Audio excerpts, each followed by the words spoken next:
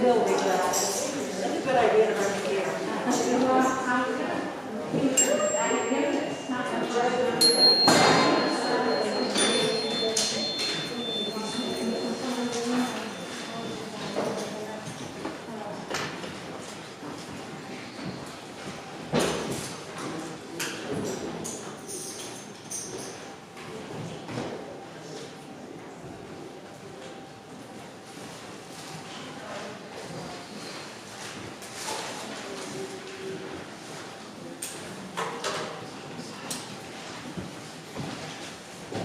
Good morning, everyone. Good morning. Our opening congregational song will be in the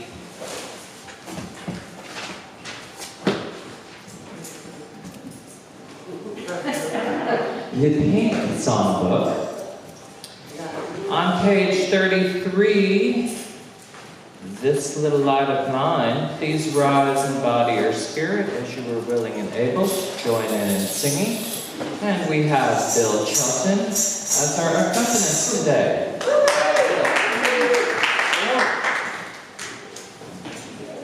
As I like to do on this song, I'm going to have a little bit of time on the introduction. Good. Well, I'm going to play the organ intro to the Doors song, Light My Fire. Then I'll go into this little light of mine. It seems to fit. And it takes enough tempo to it. And I like doing it.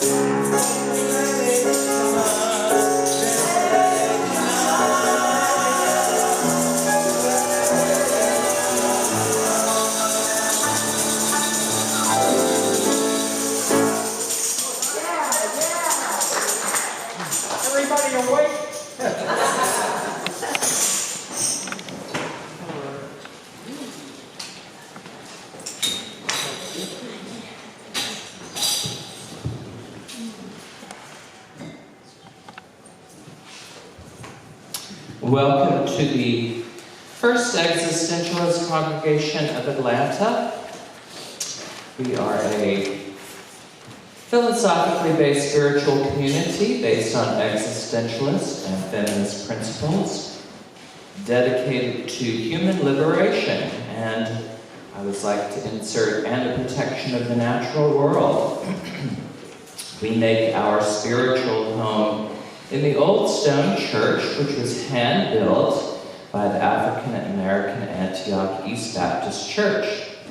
We acknowledge that racial hostility drove those African Americans from the area, and we honor them and the powerful history of this place.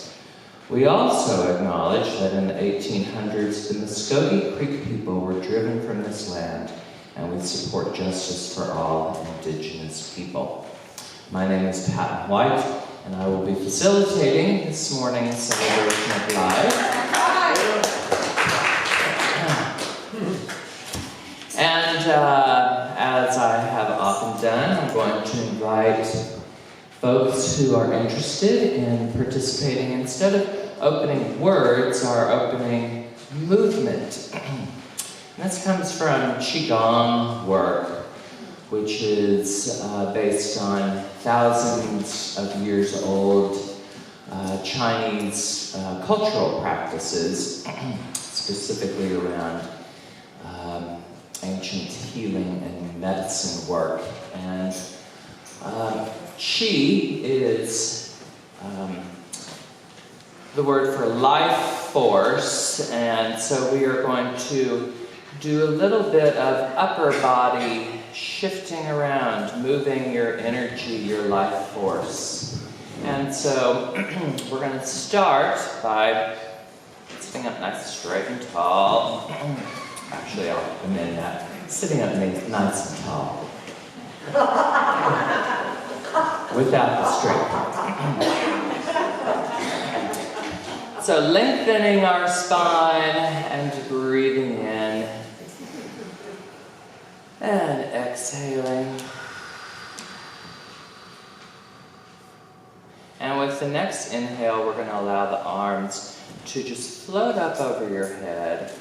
And then release down onto the top of the head and just brush down the back side of the skull around to the front, and then just briefly a few brushes down the front of the neck. And then from here we're going to shift and extend one arm out to the side and just brush down the inside of one arm, and then shift to our other side and brush down, just hovering the hand over the inside of the arm. And once again shifting to the opposite side, hovering, and last one this side. And then as we come back to our first side, we're going to slap down the inside and then up the outside.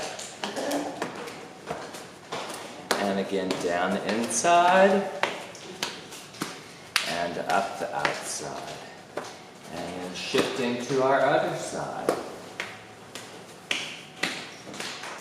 And these are activating some of our energy meridians.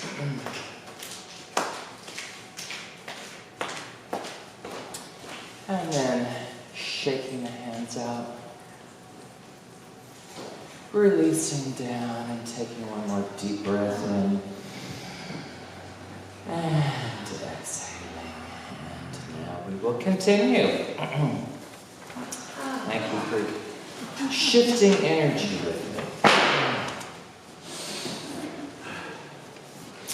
Do we have anyone here who might be here for the first time, or who hasn't been around for a while, maybe, who'd like to introduce themselves?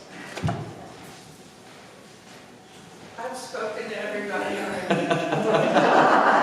So good to see you back here, Helen. And Mary.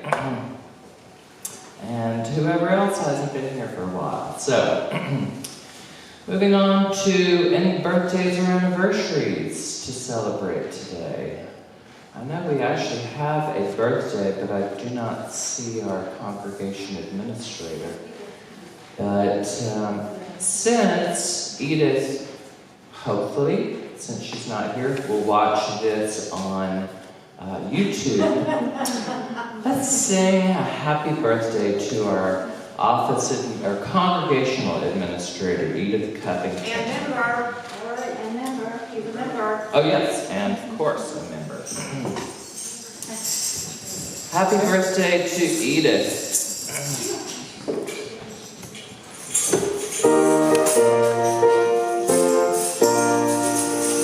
Happy birthday to you. Happy birthday to you. Happy birthday, dear Edith. Happy birthday to you.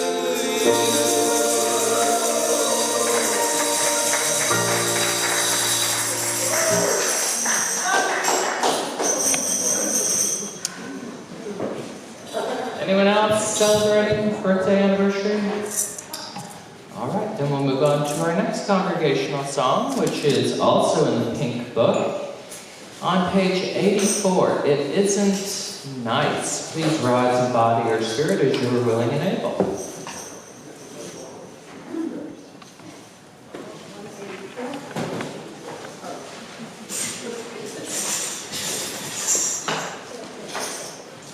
There are 5 verses in here. It's not that long a song. We'll do all of them.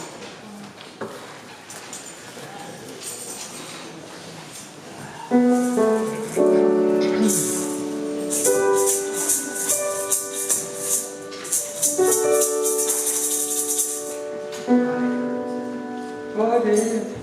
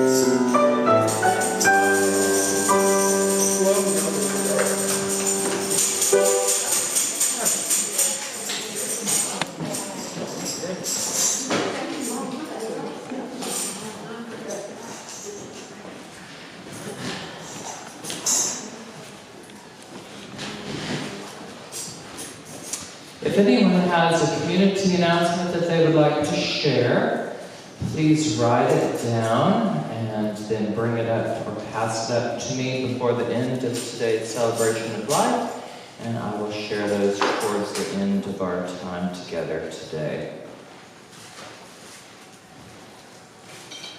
This time I'd like to welcome our fellowship minister, Reverend Marcia Michener, forward to share any thoughts that you would like to share.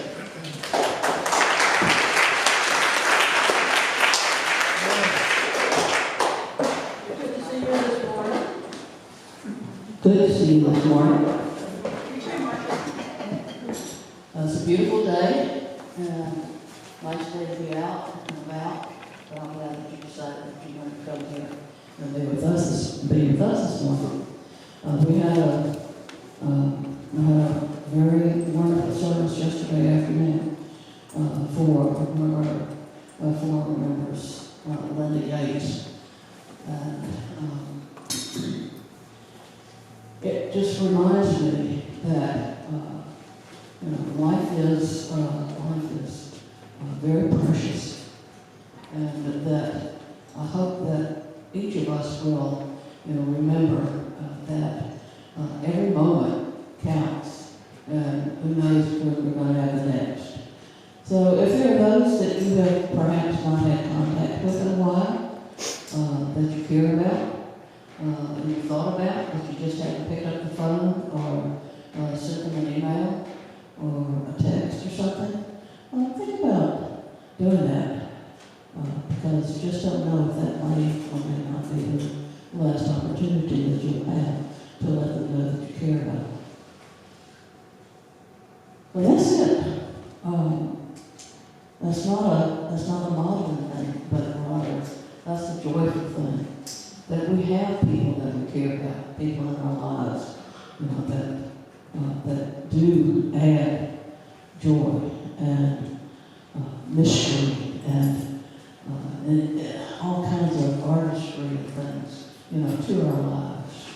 So please be aware of those that you care about and hold them close and let them know.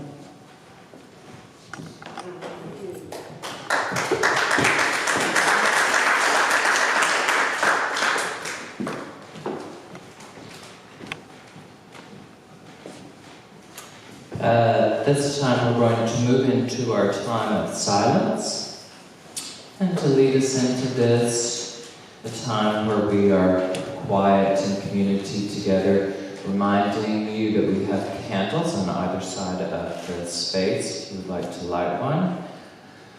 Some hearts understand each other even in silence. Silence isn't empty, it's full of answers.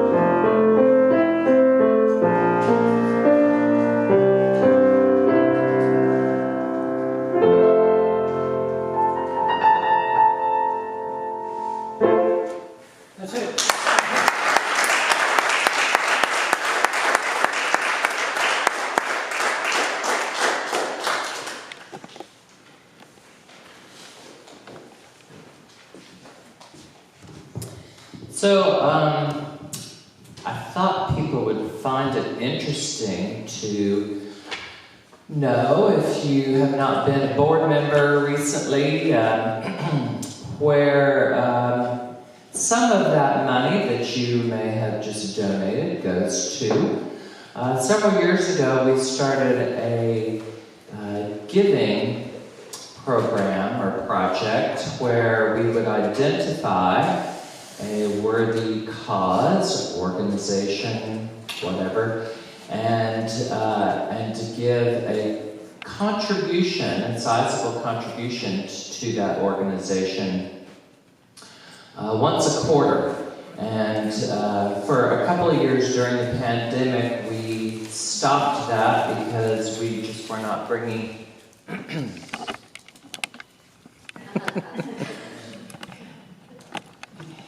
in as much money, and so we're not able to be quite as generous, but we are back to our quarterly giving program, and we will keep you updated as to the different organizations that that our congregation supports through these contributions that come in from a variety of ways, but principally through our Sunday giving.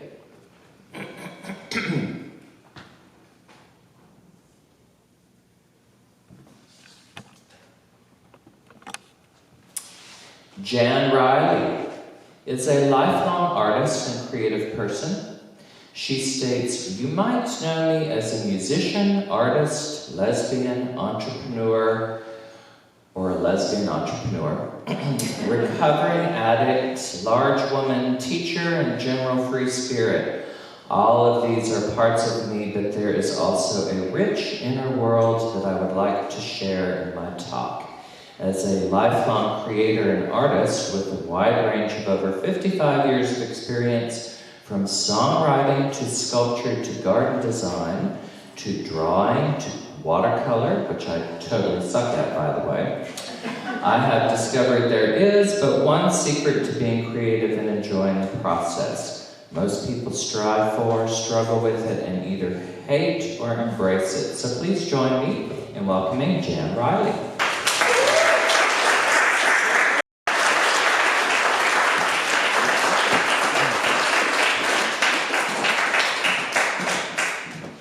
Thank you. Can't believe I had to write that. Not close to your mouth. So I can yell. Okay, I can't believe I had to write that. That was traumatic. One thing I don't consider myself is a writer. So first of all, I want to say thank you. Thank you for this opportunity to speak. And it's really great to see so many people that I know. Can you bring my Okay, wow. I almost never have a problem with people wanting to hear me. It's usually so much the opposite. So once again, thank you. Thank you for letting me get up here and speak to you. So I want to first of all say that I have some real reservations about talking today. Mainly because I'm sharing parts of myself that I don't generally share with very many people. I do indeed have a rich inner spiritual life that I keep under wraps. And as my mentor told me last week, she said, "Well, Jan, it might be time to come out." And after being out for about 50 years, it's a little bit harder this time, I can tell you. So I want to first of all say that I honor anyone's beliefs or lack thereof. I'm just going to talk about what mine are. Okay. So I want to talk about creativity and the divine. And I've almost never heard anyone here speak where they didn't give a definition of something. In fact, when I mentioned this to Marcia, she looked at me and then she said, "Yeah, you're right. We really do love our definitions here." So to me, I started thinking about, well, what is creativity? Well, to me, creativity is just creating something from nothing, from whatever is there. And when you think about it, this is a really, really profound thing. Think of all of the billions and billions of people and moments. And we're all dealing with the same things. It's not like the planet is introducing new elements. We're all here just shuffling them around differently, whether it's on the outside or the inside. And the irony is, much creativity starts on the inside. I feel like I'm talking to the choir here. There are so many creative people here. So, bear with me. One of the things that I am personally aware of is that I believe creativity is life. No, I mean that. Creativity is life. It is the thing that makes us alive. It is the thing that makes us unique. It's the spark of the divine that makes us alive and not dead. Now, that may not be your definition of creativity, but it is mine. It's kind of the bedrock of where I'm going with this whole thing. Because what is the divine? Now, this I really did go look up some definitions for. And the one I liked the most was that it is perfect, non-judgmental, enduring, infinite, often referring to a higher self or religious spiritual belief. But more than anything, it's perfect, infinite, and non-judgmental. Now, that may not seem to be directly related to creativity, because a lot of people that have problems with creativity do not consider it something non-judgmental, eternal, and perfect. But I can assure you, if you're sitting here, you're nothing less than that. Because that divine spark, that creative energy is you. This is all based on some profoundly spiritual experiences that I've had, where I've seen how energies interact. Don't worry, I'm not going to start channeling. Although probably, honestly, it would be a lot more interesting and informative. But one of the things that I became very aware of is that it just simply reinforced my personal experience of life and creativity. And that is that I wouldn't have had all these ideas if I wasn't here to do something with them. I remember having that thought at 4 years old, when I was always getting notes saying that I was daydreaming in class, in kindergarten. I mean, how can you get in trouble for daydreaming in kindergarten? But I did. Every day I would get a big note on my chest, Jan was daydreaming in class. And I remember thinking very distinctly, well, this is important shit. This is important. And it's never changed for me. If my mother was still alive, you could have asked her, well, what did Jan want to be? Right. I wanted to make things and sing things. That's all I've ever wanted to do. And believe it or not, that's just about all I've ever done for money, or lack of money. And that's another thing I wanted to talk about. That there's an element of sacredness to creativity. And by that I mean your personal sacredness. One of the things that I early on started to understand was that there was a reverence and a respect and a sense of awe that had to do with creativity for me. And it took me many, many decades to apply that to my own personal self. Now, my journey was that I kind of came out talented in a variety of artistic ways. But I want to tell you, anybody here who says, I don't have a creative bone in my body, or I can't sing a tune in the bucket, I want to assure you right now that that's an awesome thing. Because creativity is not in your bones. And neither is song in a bucket. It's already there. In fact, if you weren't creative, you couldn't possibly even be alive today. I mean, is anyone here dressed exactly alike? If you are, I'm sorry. In fact, it's true. We don't adorn our houses the same.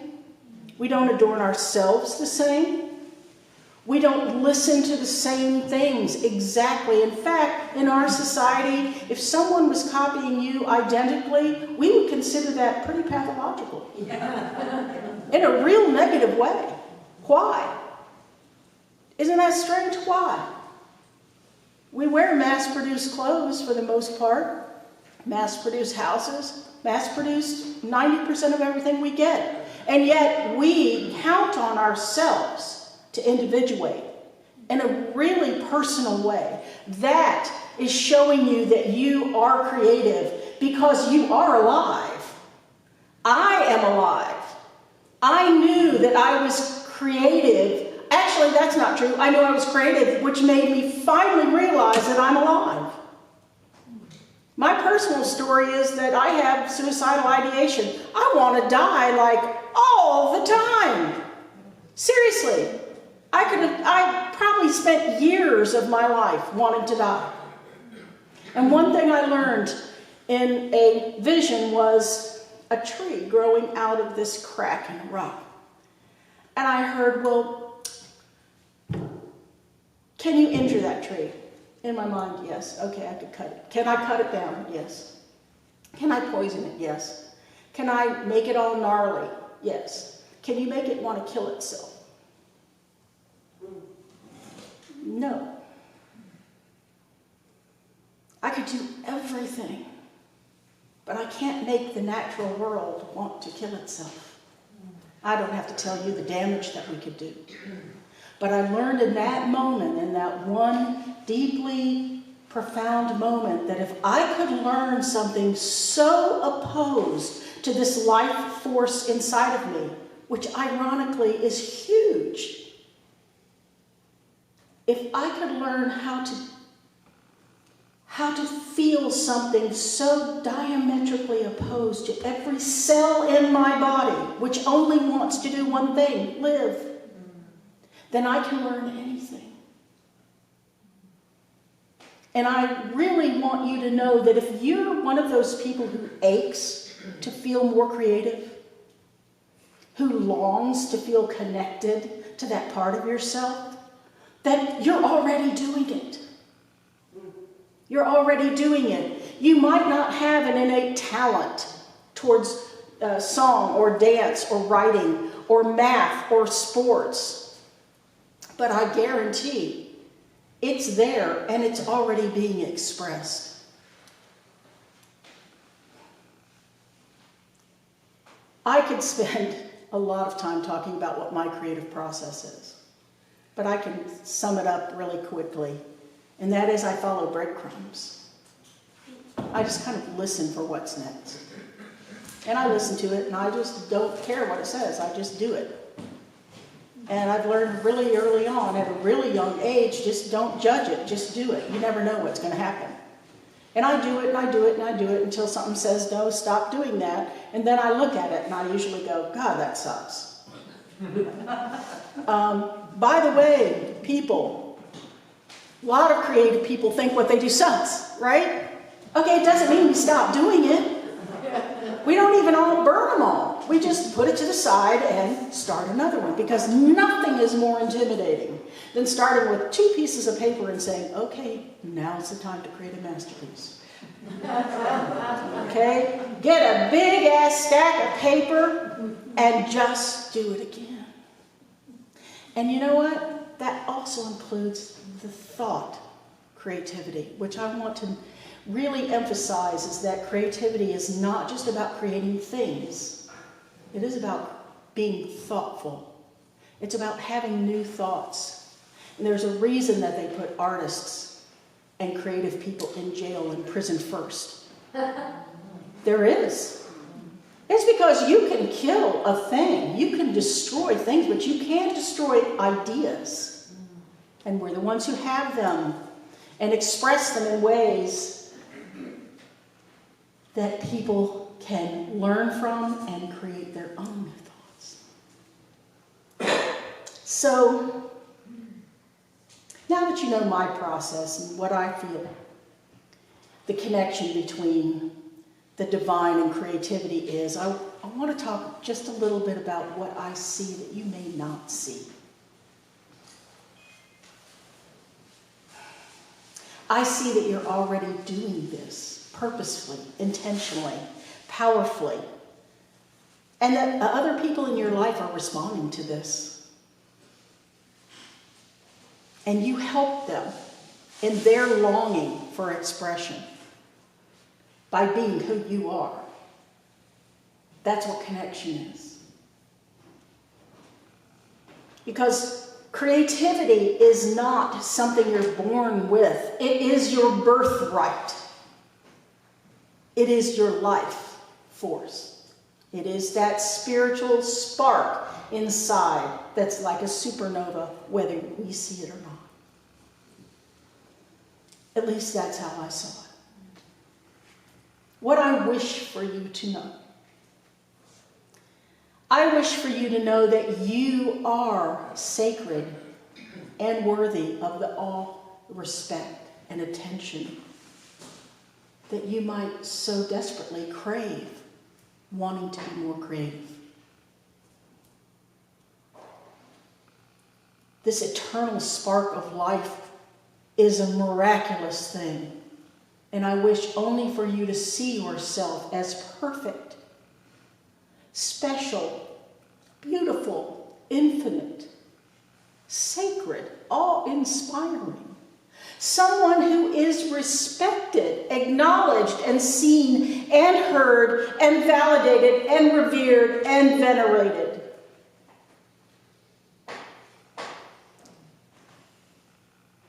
Because creativity is life, and we all have it. And I wish for you to give yourself the validation and the judgment-free permission to express it. Because the fact is, you're already doing it. You're already expressing this perfect part of you that's this infinite light of your spirit from a deep place of knowing and intuition. And you're doing it with courage and freedom and from love. So I love you and I believe in you.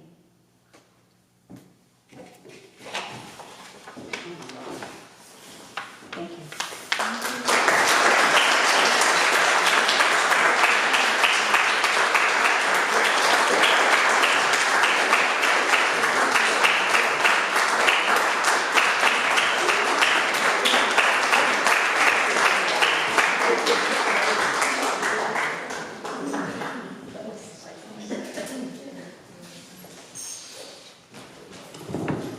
Thank you, Jan. Yeah.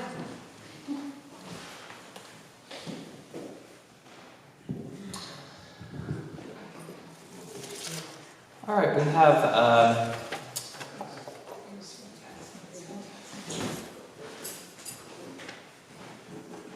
few announcements to share.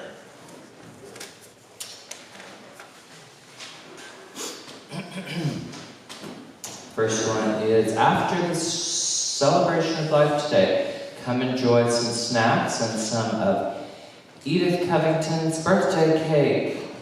If it's good, we can get another for her.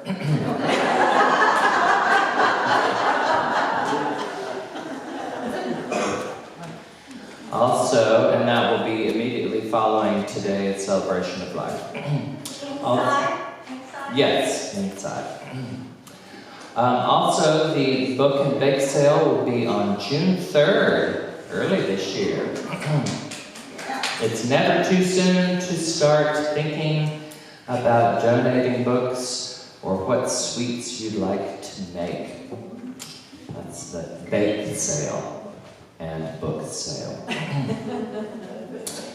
At 2 p.m. this afternoon, the Social Justice Guild will be discussing We Refuse to Forget about African American members of the Creek tribes. If you would like a link to the Zoom meeting, contact Lorraine or another member of the Social Justice Guild.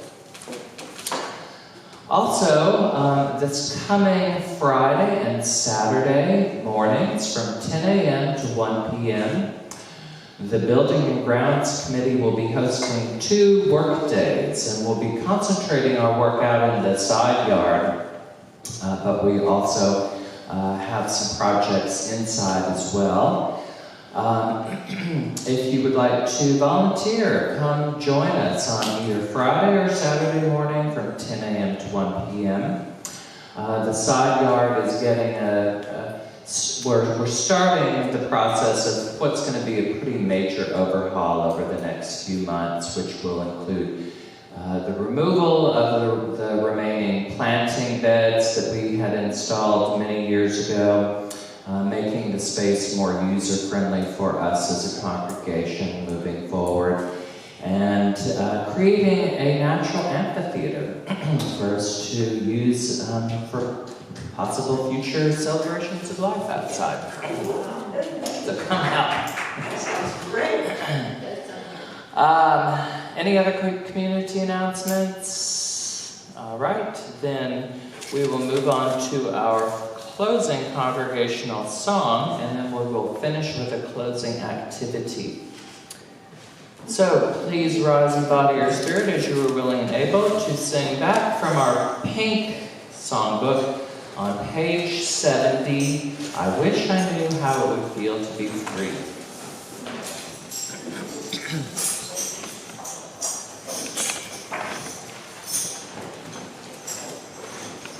We'll do the first 4 verses. Verse 4 begins, I wish I could be like a bird in the sky. We won't repeat first verse as it is, like it says here. Page 70. Yep. In order not to make it too long or small. All right, let's see.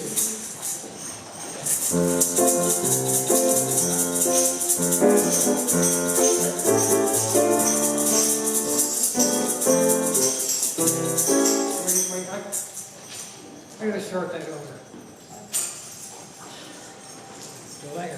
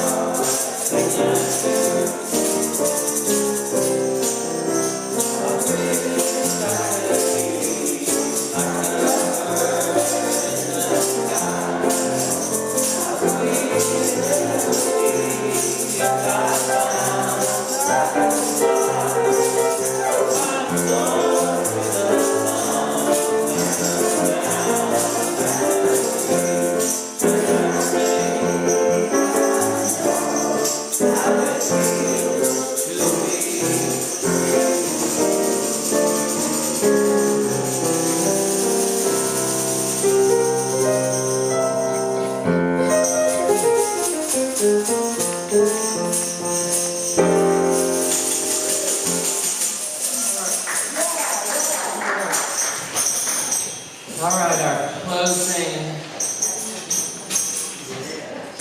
activity is another Qigong exercise, but we're going to modify it a little bit. You can either remain seated or if you want to stand, if you would like. And we're going to start with our arms, our hands close to our chest. We're just going to extend out and then pull the elbows back and reach forward and pull back. This is a modified monkey offers fruit.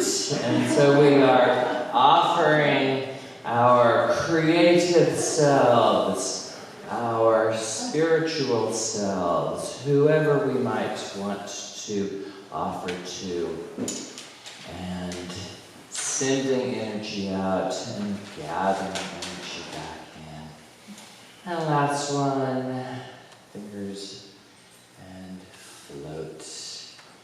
And have a great rest of your day today and the coming week ahead. Next week, just as a reminder, we will have Marcia Mitchener, our fellowship minister, speaking. So come back and listen to Marcia. Have some food, have some fellowship with our membership guild hosted Great job. Kiddush. Thank you. Very good. Yeah, yeah.